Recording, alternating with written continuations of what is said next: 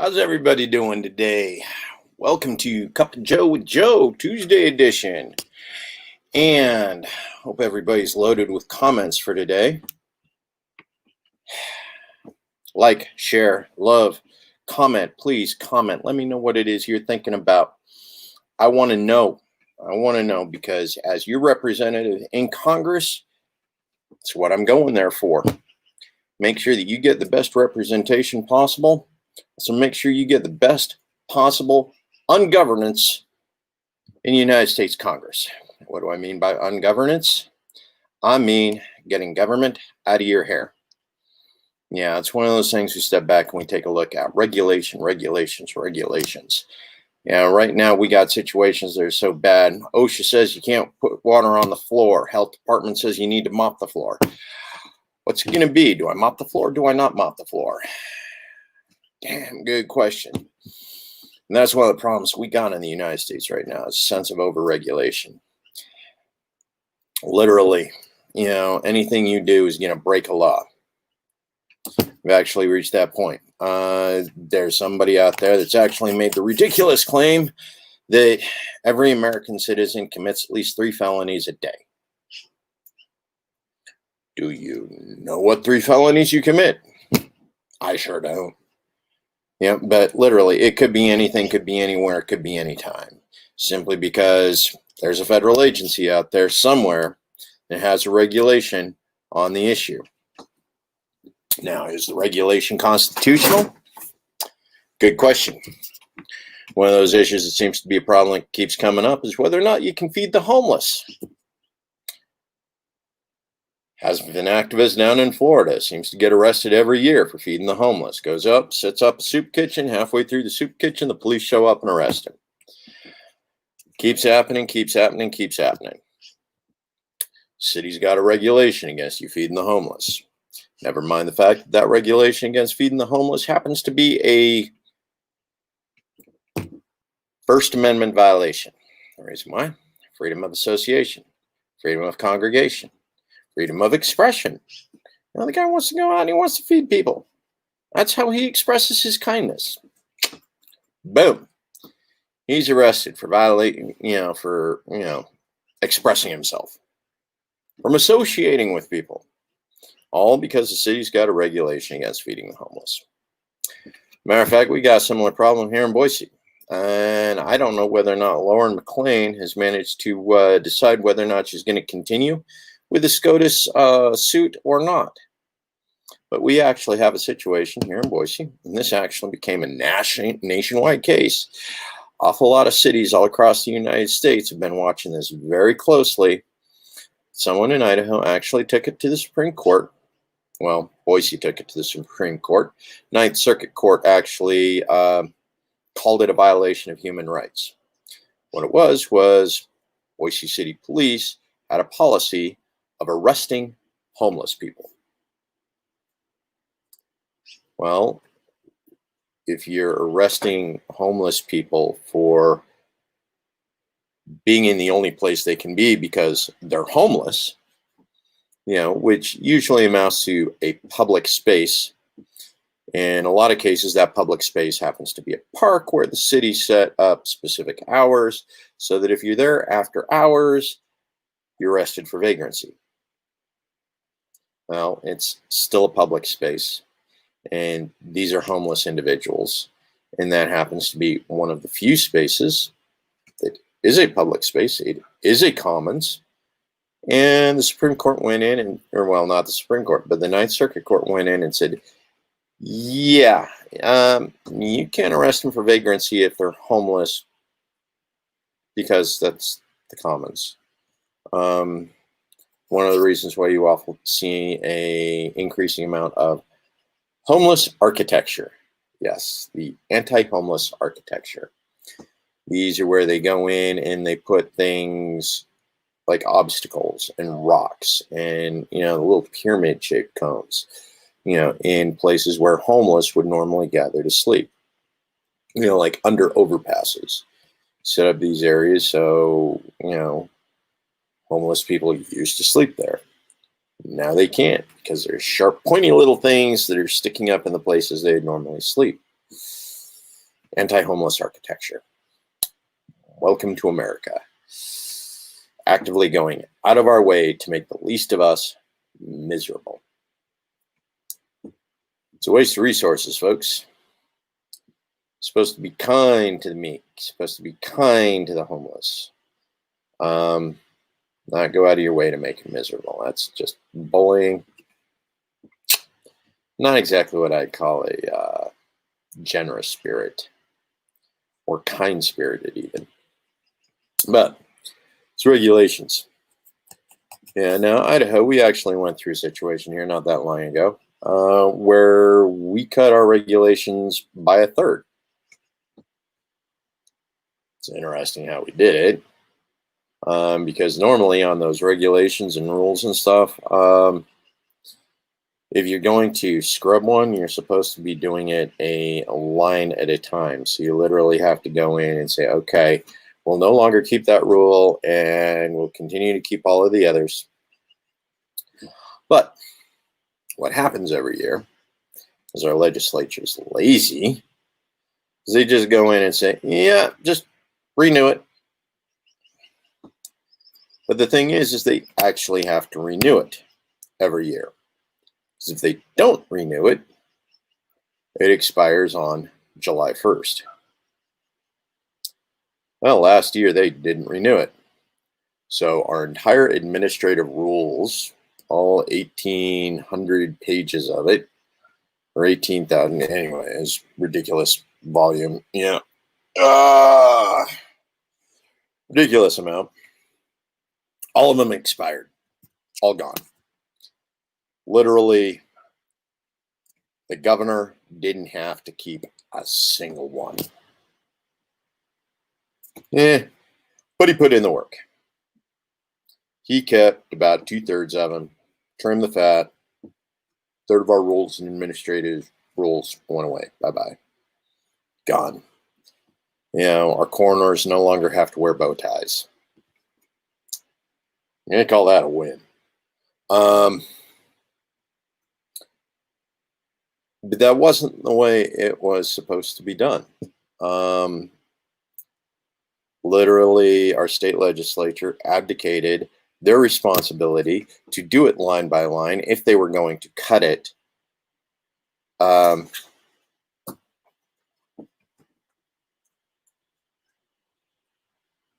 Sorry, squirrel.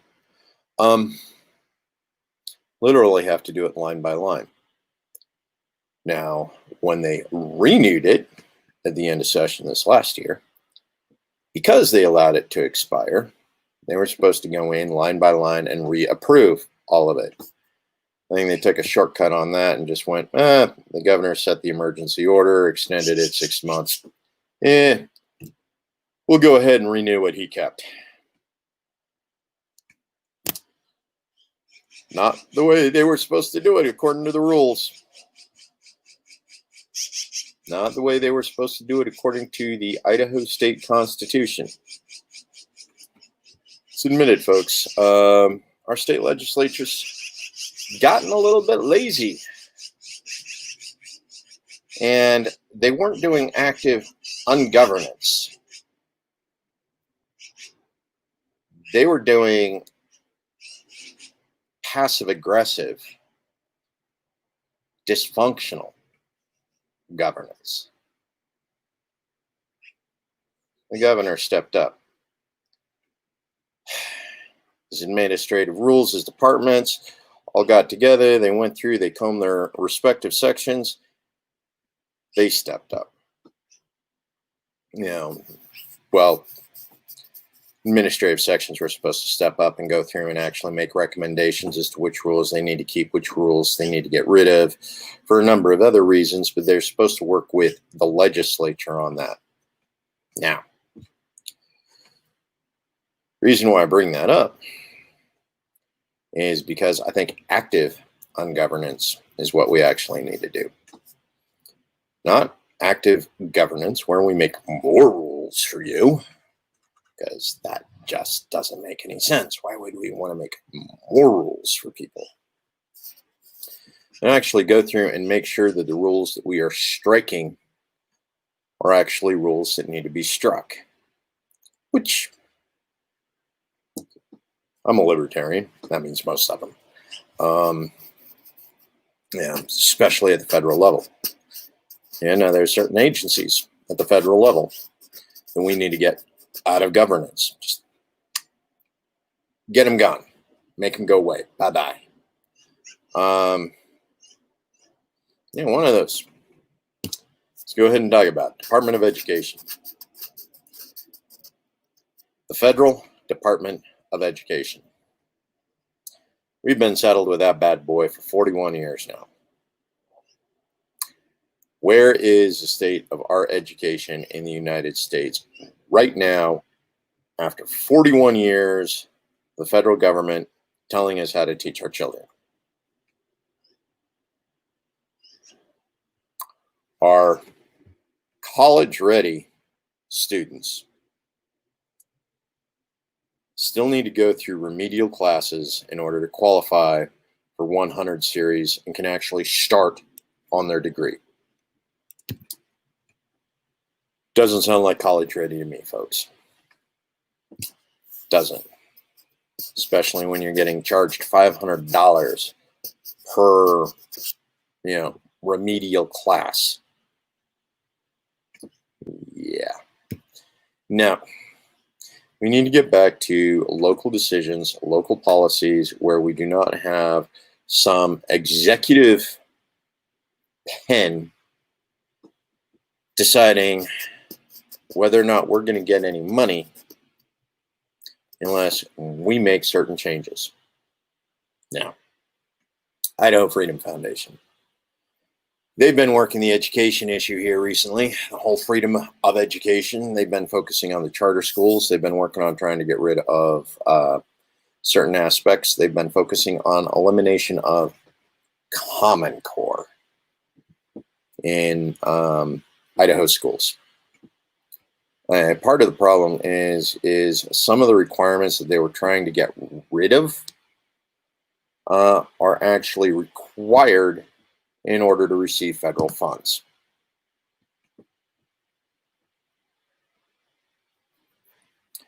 Yeah, let that sink in.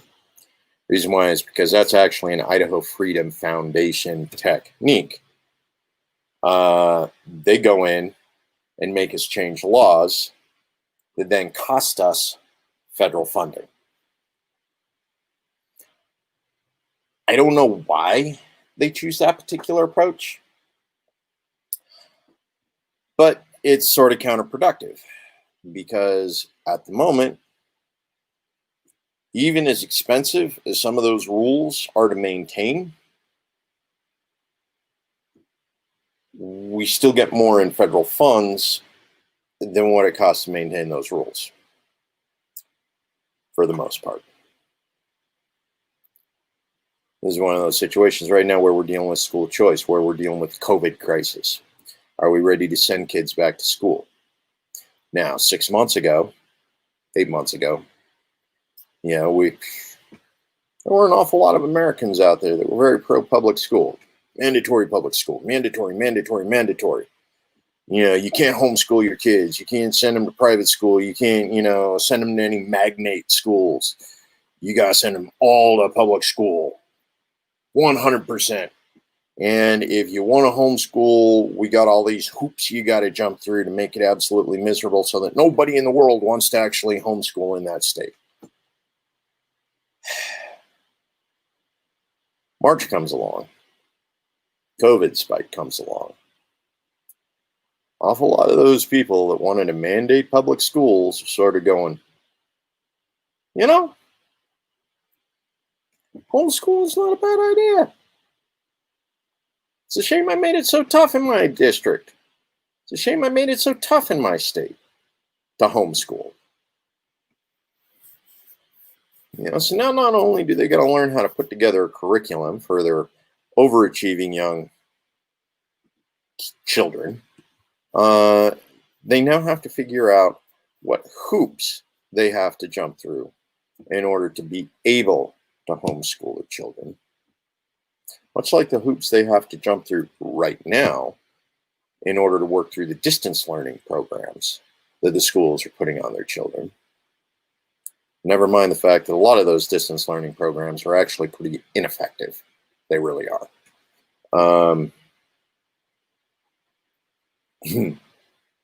Saw a tweet earlier today. You got 15, 6-year-olds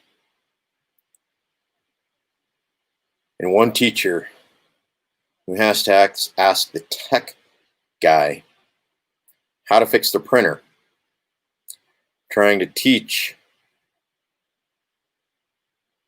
15, 6-year-olds online through Zoom, just like this, how to use Google Cloud in order to save their homework.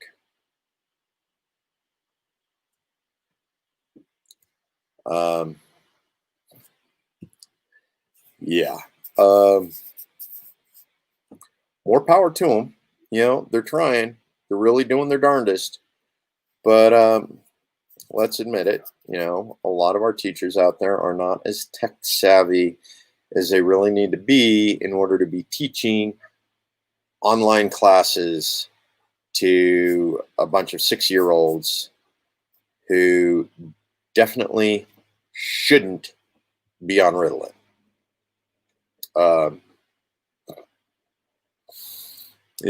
But it's one of the things I'm wondering about these days.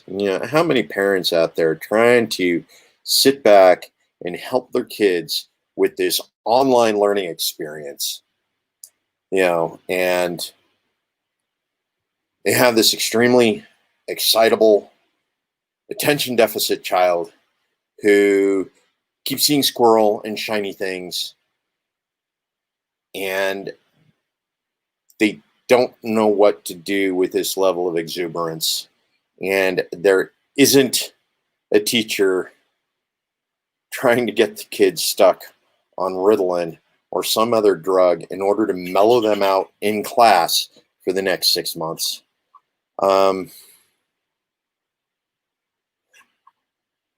Yeah. How many online parents are there out there right now that are going, you know what? My kid needs to be on medicinal meth.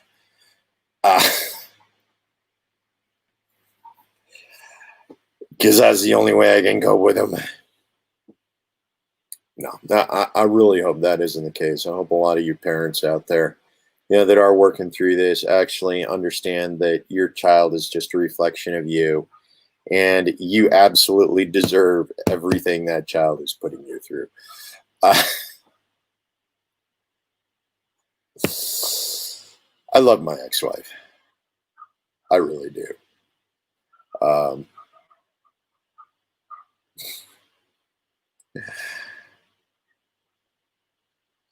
She took an awful lot on herself, and for that, I am extremely grateful.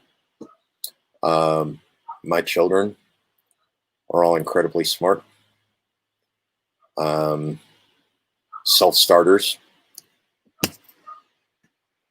I owe it to her, because I'm not sure I would have been able to put up with me.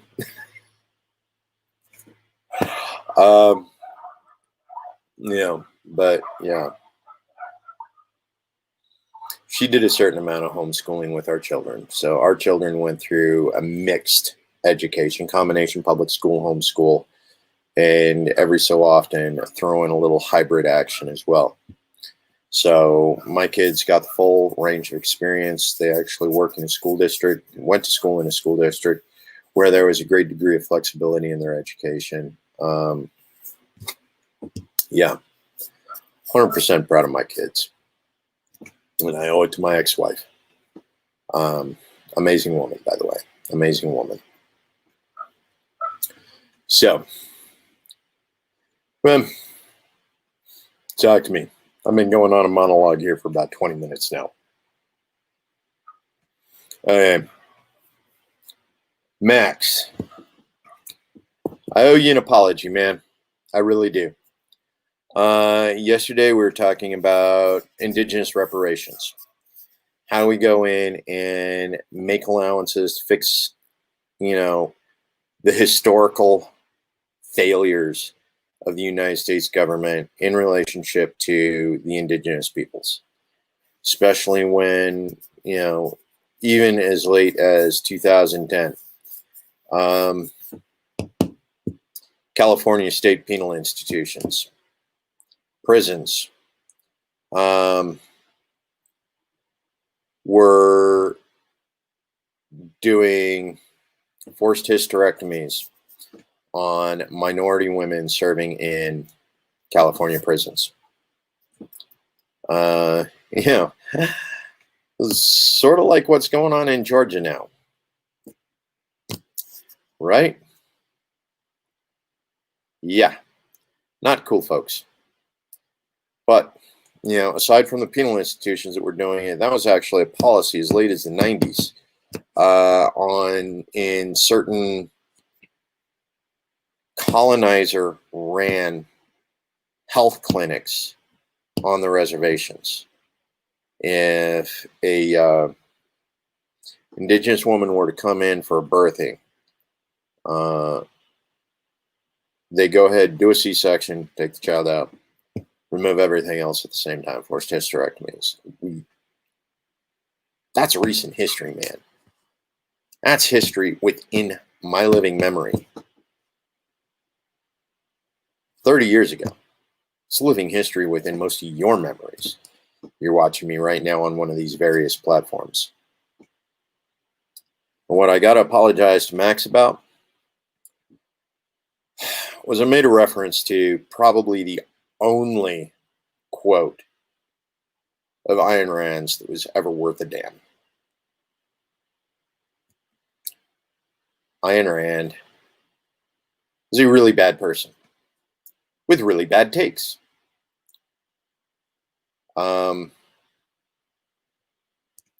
Broken clocks. She had one statement that ever worked, that ever made any sense within regards to the libertarian platform. No point repeating it. But as Max went ahead and pointed out, when you're talking Indian, or if you were talking about Jewish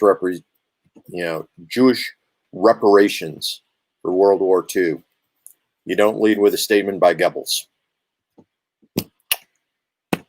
My mistake. Reason why is Ayn Rand never impressed me, which is why I never dug too deep into her garbage. Ayn Rand's a bad person. She's a bad philosopher. She's an even worse economist. Yeah.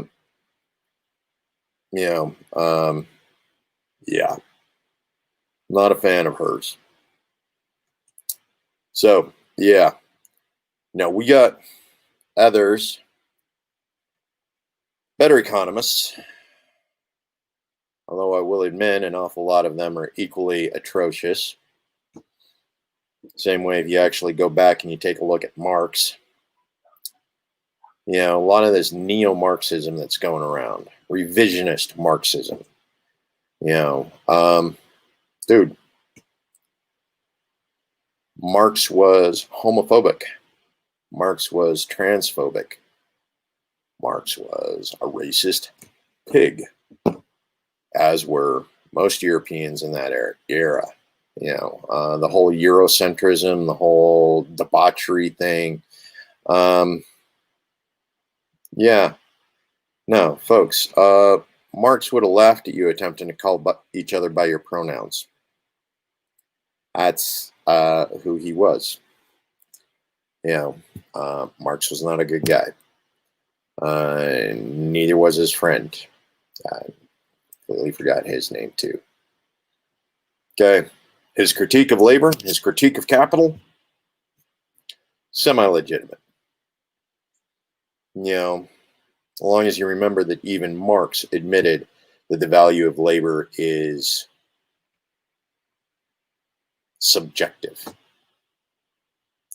What you spend your time on, what you spend your energy on, is still dependent upon what value is assigned to it by the receiver of the goods you create. Yes, that is a Marxism. The value of labor is subjective. Make sure your labor has value. Even communism admits that the labor has to have value. Are there jobs that need to be done? Yes. Some jobs are more valuable than others. Even Marx admits that. So let's get away from that. Everybody deserves a fair wage. Make sure we have everybody doing labor that has value. If it doesn't have value, somebody can do it themselves. Until somebody actually has to pay somebody to do it, because, opportunity cost. Right? That's why we hire domestics, right? It's the opportunity cost. You can pay a domestic $9 an hour in order to clean the house while you're out earning $40 an hour. Well, these days you're actually paying good domestics closer to $15, $20 an hour in order to come in and clean your house and take care of those things for you, so that you can go out and earn your $40 an hour. But it's one of those things we got with the exchange of labor. Mutualism. Yeah. Mutualism. Who out there is watching me? I know you're watching me. I see the numbers go up. I see the numbers go down. Don't any of you have any questions? Come on. Talk to me. Post something. Ask me something. Anything. Because this really is what this is about. I want to hear from you. What do you think is important? Okay. While I'm waiting for somebody to actually ask me a question, can you go ahead and bring up another topic? Veterans issues. Some of you know, I'm a United States Army veteran. I'm a combat veteran. I did 3 tours in Afghanistan. I did 1 tour in Iraq. Now, because of that, there are a couple of issues I consider really important. One is medical marijuana. I have an awful lot of friends who came back with post-traumatic stress injury. One of the most effective treatments for PTSI is medical marijuana. Now, in order to get medical marijuana in like a third of the states still, you have to break laws in order to use it. And never mind the fact that marijuana is more effective for the treatment of post-traumatic stress injury. Oh, yes, exactly. How many fellow activists have been banned from Facebook as of today? We got a problem, folks, out there in what's going on in our communities, in our activist communities. Okay. One of the things that we deal with on a regular basis is government overreach. We have a number of friends and companions who go out and they protest. They do chalk art. They make statements on the internet, sort of like I'm doing right now, about government overreach. Things that government is doing that is unethical or immoral, or both, or if a non-government official were to do it, would be illegal. And there are an awful lot of activist groups that fight government overreach that have been turned off. The activists, their pages that represent their complaints against government and corporate overreach have been turned off.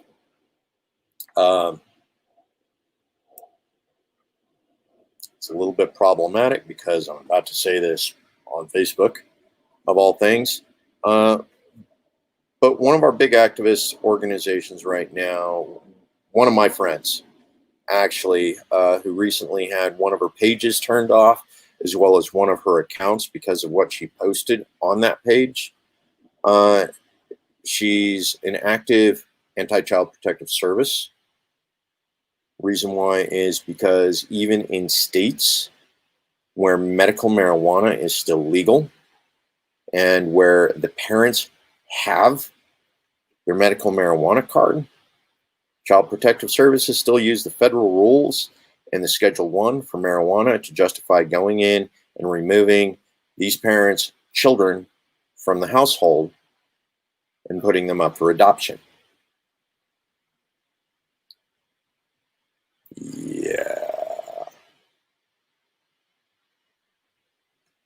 A lot of these pages that are activisms against government overreach recently took a hit and have been shut off by Facebook.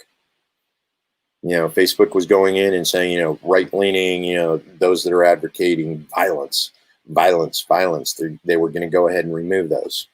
And somehow when they went in and did the keyword search, what they did was remove just about every one of the left-leaning sites that were involved in activism against government overreach,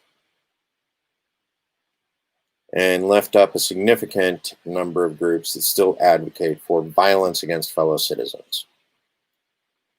Don't know how that happened, guys. Apparently violence against your fellow citizens is okay on Facebook, but preaching against government overreach is a violation of the Patriot Act and will get you canceled on Facebook. I really hope that isn't true, Zuck. I really hope what happened was your page got hit by a rogue employee in much the same way Twitter did, you know, not that long ago. You know, somebody who finally worked their way up through the ranks and got access to that one file that allowed a keyword search that delete any anti-state agency Facebook pages and their admins' accounts.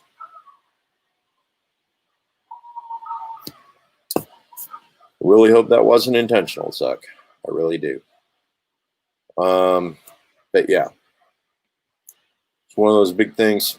One of these key counter CPS protesters that I'm talking about also ran an awful lot of our Legalize Idaho pages.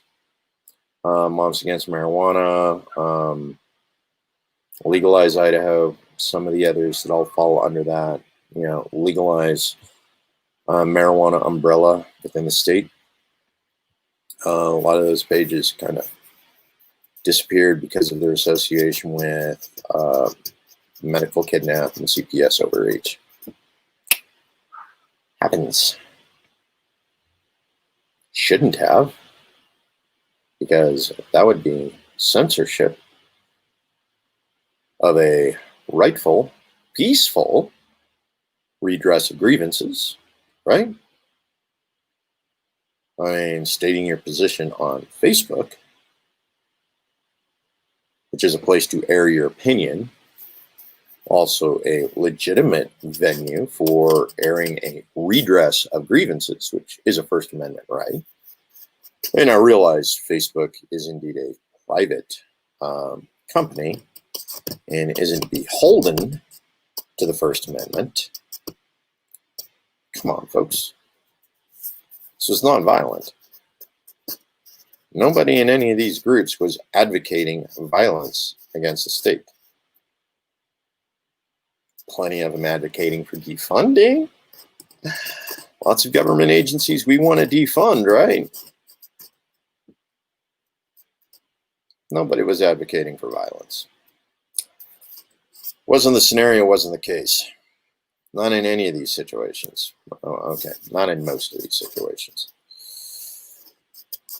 I think Zuck, you, and whoever it was that did it could have been a little bit more discriminatory in the process of dropping these. But yeah, glad you brought that up, Lisa. Glad you brought that up. So let's go ahead and roll back to these veteran issues. Medical marijuana, post-traumatic stress injury. Being able to use medical marijuana is one of those things that actually prevents an awful lot of vets that are dealing with post-traumatic stress injury and moral injury from killing themselves. You know, so medical marijuana helps save lives. It helps save the lives of the 22 a day. Some of you have seen me do some of the push-ups for 22 days. I think I'm on iteration 12 tonight. You'll catch that a little bit later. But other veterans issues that we have a responsibility to take care of. We have a lot of veterans that came and they were promised citizenship in exchange for service. Yes. How many Starship Trooper fans we got out there? Come on. Let me know how many Starship Troopers we got out there. Citizenship for service. Need to know more. Intensifies. Yeah. But literally, we brought in foreign nationals, said, spend 4 years in the United States service, you know, whether it's as a Marine, airman, or air person, soldier, sailor, right? You know, so they go in, they spend their 4 years, they spend their 8 years, however long they decide to go ahead and stay in, and they get out and they think they're going to be getting their citizenship. Only some of them end up service guarantees citizenship. Yep. Yep. Yeah. They join thinking, you know, service guarantees citizenship. And then they get into a little bit of trouble. You know, and it's sometime between when they separate from service and they actually get their citizenship, and because the process is so screwed up in some cases, they don't get a timely transition to citizenship. Not that that matters anymore. Reason was because one of Trump's executive orders said that, you know, if you were born in another country, it doesn't matter whether or not we gave you citizenship for something. If you break a law in the United States, we will deport you. So what ends up happening? They get out. Some of them actually have post-traumatic stress injury. They get involved with either drinking or drugs in order to deal with their post-traumatic stress injury. Once they are arrested for possession, they have now broken a law. They are now in the process of being deported. And in some of these cases, some of these people who used the citizen, they were dreamers. We had an awful lot of dreamers who were service members. These were people who have lived in the United States almost since their birth. And they literally could have arrived in country 3 months old. And the United States is the only culture, only country, only society they have ever known. They have no idea about the culture. They can't even speak the language of the country of their birth. And boom, just picked up, dumped, wherever. We need to do better by them, straight up.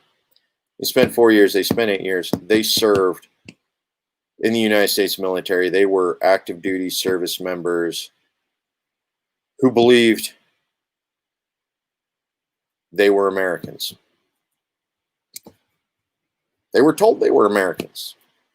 They were going to be Americans as soon as their terms of service were up. We promised it to them. Then we yank it away from them. We need to do better by those service members. And here we got medical marijuana. And don't even get me into the state of the VAs across the United States. I'm lucky. Boise.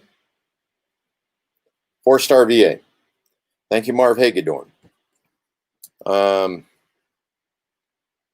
He's currently the director of the Idaho VA. He's done good things with it. He's managed to keep it up. Service has been good.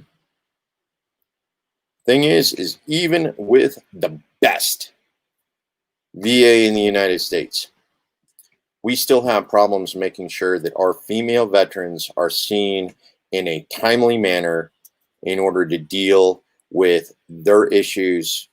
And their issues range the full spectrum. Everything from post-traumatic stress injury due to combat operations, female engagement teams. We had them out there. They were out doing the exact same thing the infantrymen were. They'd patrol with the infantrymen. They go out. They would see the same things. They would get in the firefights. We have truck drivers, 88 mics. They would be part of route clearance. That's a co-ed mission, man. Truck driver. Men and women do that equally. Who got into the most trouble in Iraq and Afghanistan? Our truck drivers, our 88 mics. Stress associated with route clearance. Whenever a bomb would go off, as part of route clearance or a convoy operation, boom, they were there. Literally, our truck drivers saw more action than a lot of our infantrymen did. A lot of our combat operators, simply because of the amount of time they spent out on mobile supply routes. And then, of course, military sexual trauma, which I think somewhere like 20% of our force right now is female. Of that 20%, 83% are estimated to have been sexually harassed and or raped while in the service. Dude, that's higher than 3 out of 4. We talk an awful lot about the 1 out of 6, in civilian in college by the time they're 21. Young woman enters the military at 18, 17, 18. That's 3 out of 4, 8 out of 10. No, it's a no-go. We can't have that happening. That's not what our service is about. And a lot of that is because of the op tempo. We are having trouble retaining quality service members because literally every 2 years, they're stuck in a sandbox for a year. For a war, our politicians have no intention of winning. They're perfectly happy keeping us there year after year after year after year. They've done it for 19 years already, right? What's another 19? All they need to do is keep the delaying actions in Congress, and troops will stay there, and the military-industrial complex will continue to get rich. Peace in our time. Best way you can honor and respect our troops, bring them home. Stop letting politicians use them as pawns. Stop letting military-industrial complex corporations use their deaths to justify more government contracts, more government spending on war. Bring our troops home. Do the right things by them. And in turn, it'll do the right thing by us. We're not trying to keep troops active and up, and supplied in 150 countries around the world. It's going to cut down on our cost of doing business significantly. So, honor your troops. Save some money. How does that sound, folks? It's pretty damn good to me. Bring our troops home. Save yourself a buck.